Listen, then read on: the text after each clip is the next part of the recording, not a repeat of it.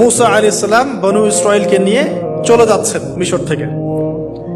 ফেরাউন দলবলে ধাওয়া করছে, সামনে সাগর আর পিছনে ফেরাউনের বাহিনী। মুসা আলাইহিস সালাম এখানে বনু ইসরাইলকে নিয়ে একটা রিম রক বলি আমরা, যেটা পাহাড়ে উঠতে সামনেও যেতে না পারে পিছনেও যেতে না পারে, এরকম একটা অবস্থা। এই সময় মুসা আলাইহিস সালামের গোত্রের কিছু মানুষ বলেছিল যে ইয়া মুসা ইন্না লামুদরাকুন, হে মুসা আমরা তো ধরা পড়ে গেলাম, আমরা মনে হয় আজকে ধরা পড়ে গেলাম। এই অবস্থাতে মুসা আলাইহিস সালাম বলেছিলেন, একটু বোঝার চেষ্টা করেন, পিছনে ফেরাউনের বিশাল বাহিনী, সামনে সমুদ্র, যাওয়ার কোনো জায়গা নাই, একদম কোনো জায়গা নেই, খালি চোখে কোনো জায়গা দেখা যাচ্ছে না। ওই সময় খালি চোখে বাহ্যিক চোখ দিয়ে কোনো উপায় দেখা যাচ্ছে না, বাহ্যিক চোখে ওই সময় কোনো উপায় দেখা যাচ্ছে না নিষ্কৃতির, নাজাতের।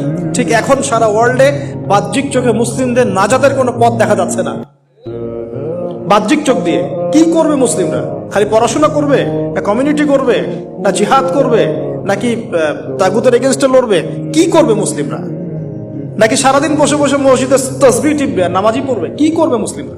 বাহ্যিক চোখ দিয়ে এখানেও কোনো ফয়সালা দেখা যাচ্ছে না।